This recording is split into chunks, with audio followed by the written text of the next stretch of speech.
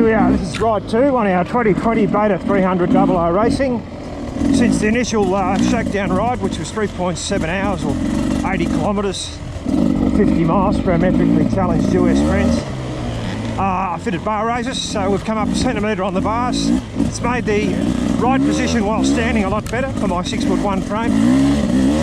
The shop replaced the cable for the speedo, it was faulty.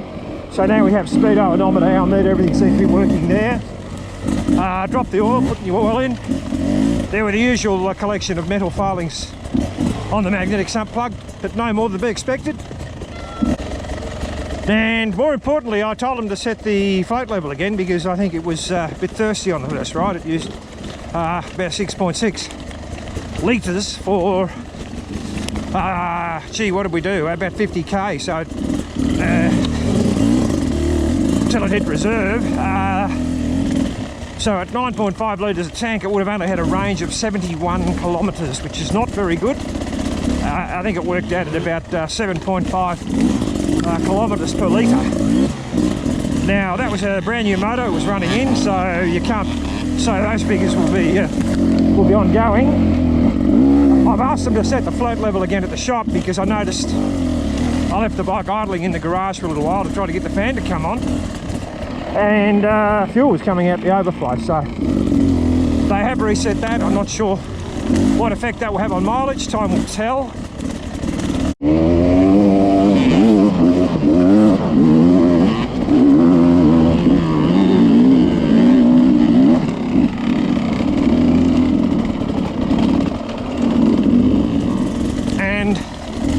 The final thing, of course, is the fan itself. I asked them to check the fan because I can't get it to come on.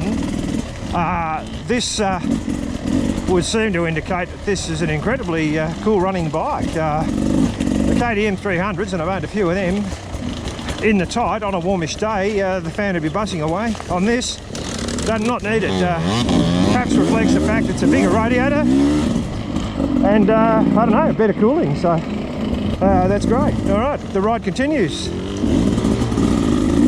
Yeah, that bit inserted under there. We've raised the bars by approximately 1 centimetre. Makes it a lot more usable up on the pegs. One of the little quirks about this bike I don't like, and I think all Nissan brakes have them, are these pins here. That's for a flathead screwdriver. And if you're all thumbs in the workshop like me, you could strip that, particularly if this is hung up a bit with rust or whatever. I'd replace that pin with a 8mm hex bolt on the end. Right.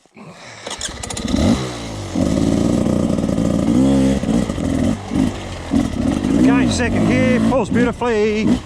The inclination to stall is almost non-existent. Tight trail, second gear's fine. Ride position's good with our bar raises on. I'm looking particularly to see if this front suspension's bedding in or whether it tends to deflect. Not really being tested that much on this track. It's fairly smooth. My impression is if you hit things hard enough, it does its job. If you're going to ride it slow and nervously, you'll probably get a slow, nervous front end and a bit of deflection off sharp rocks.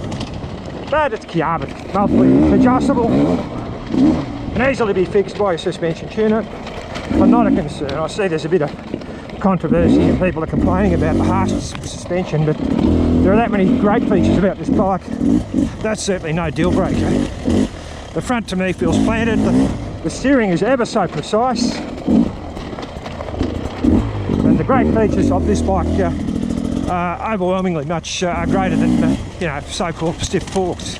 Here they are, no deflection there. Now these Metzeler 6-day tyres, in these conditions where traction's terrific, they're actually good. I can't fault them.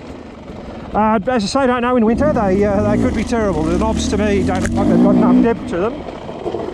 Where are we down here? Yes, there he is. I can see Jeff in the distance there.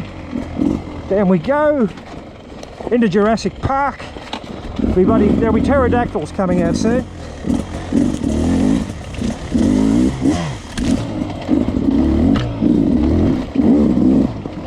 Again, very precise steering.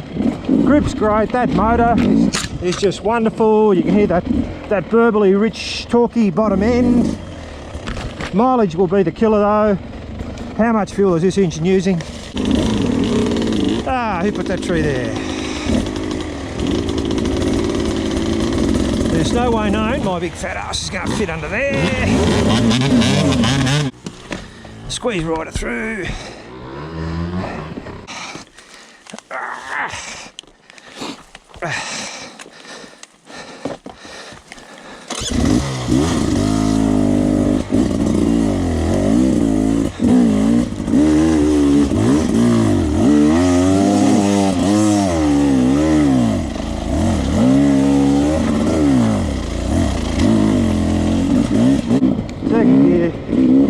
And it's a bit cheeky, click into third. Again, no tendency to stall. Third gear way too high for that section of track. Back to second. Lugging.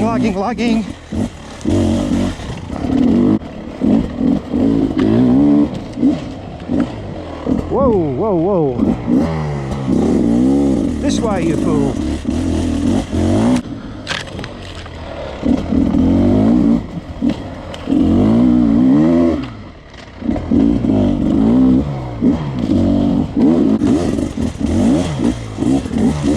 Whoa, off the track.